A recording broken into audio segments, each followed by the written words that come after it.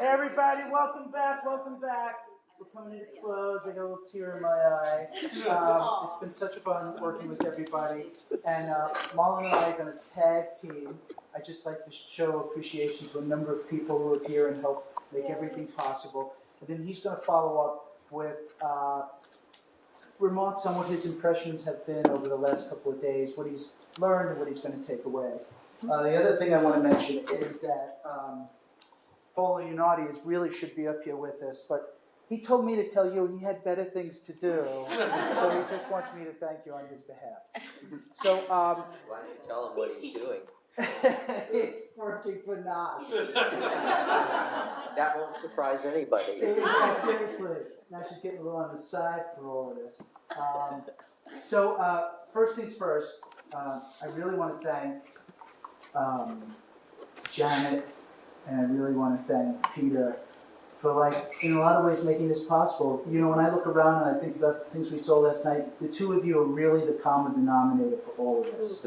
You really saw this early on. You got it started. You put the energy behind it. And, you know, I was struck by something, and it reminded me of something last night about my relationship with you, Peter, and you, Janet, before I ever met the two of you. I was so struck by the warmth and really the love that those videos showed towards the two of you. And when I was in graduate school, I read a book called Humans in the Universe. It has nothing to do with AI. But it was on mentorship. And I don't know if you know this, Dan, but in the 1980s, NSF sends around a survey to 3,000 scientists, saying, what do you consider the single most important thing in your success as a scientist? And what they said was, an expert and caring mentor. And I've always thought about the two of you like that. And, you know, it's no small thing, actually. You know, you could look through the history of science, and mentors have played a big role. So, you know, like Socrates had a student who was Plato. And then Plato goes blind. He's not taking any more students. He just can't handle it. And one student comes and makes this really impassioned argument for being Plato's student. Do you know who that was? That was Aristotle. And then Aristotle takes on a student. Do you know who that was? No. That was Alexander the Great. No. So mentorship makes a really, really big deal. And before I ever met the two of you and talking to your students, you were my role model to be a mentor. So I want to thank you for that. Affected me long beyond your reach of your ideas and your work and the people that you represented. So thank you. Thank you very much. The other thing is, you know, behind the scenes of all of this, there's a lot of people that do a tremendous amount of work.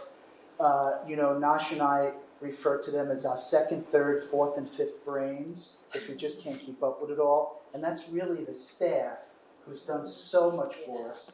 And just to show our appreciation, we'd like to give each of them a gift. And first I'd like to invite up Andy Joki.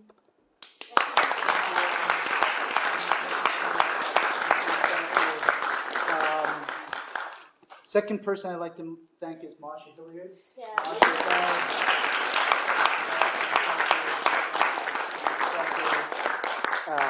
Emily Rossman.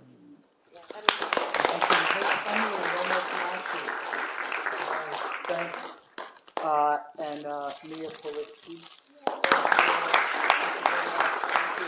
And there's one other person who couldn't be here today, Dorothea Boyle. So one applause for Dorothea as well. Thank you very, very much.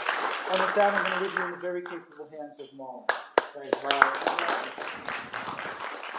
Yeah, so to extend the thank yous, as part of the co-organizing team, would also like to show our appreciation to some of the USC people, Lindsey Young, Straight Back, our great RAs.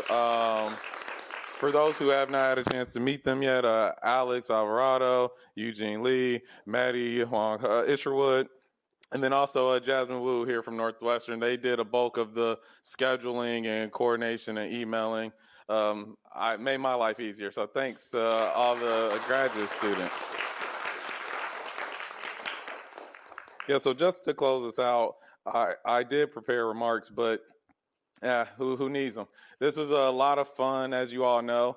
I would say back in 2019 in Los Angeles, Peter and Janet told us that we were going to get ready to go to Evanston in early 2020 to do a workshop on human AI networks. And we were thinking, okay, like, why are we going to be doing that? And then it got canceled, unfortunately.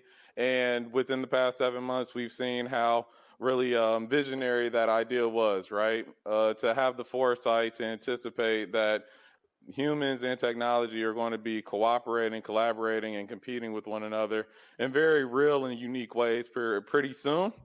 And even this workshop happening post ChatGPT, we've been really fortunate to have people who have dedicated the better part of a decade or the better parts of their careers to think about how awareness is being affected by AI, how robots can be integrating different human emotions and how they can influence our relationships. All of these concepts that help us better understand how technology is enriching and changing the lived human experience is a super interesting privilege to be a part of. And the main element that makes this possible is interdisciplinarity. And I think it's something a lot of us in the room take for granted.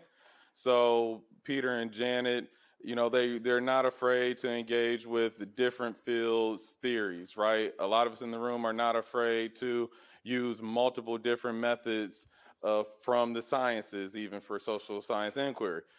Brian went from ethnography to, what are you doing these days? Big data Brian, right? So it's all kinds of like focus on questions. And this is a very special group for being open-minded, flexible, fluid in the ways that we think about research and the willingness to learn and grow.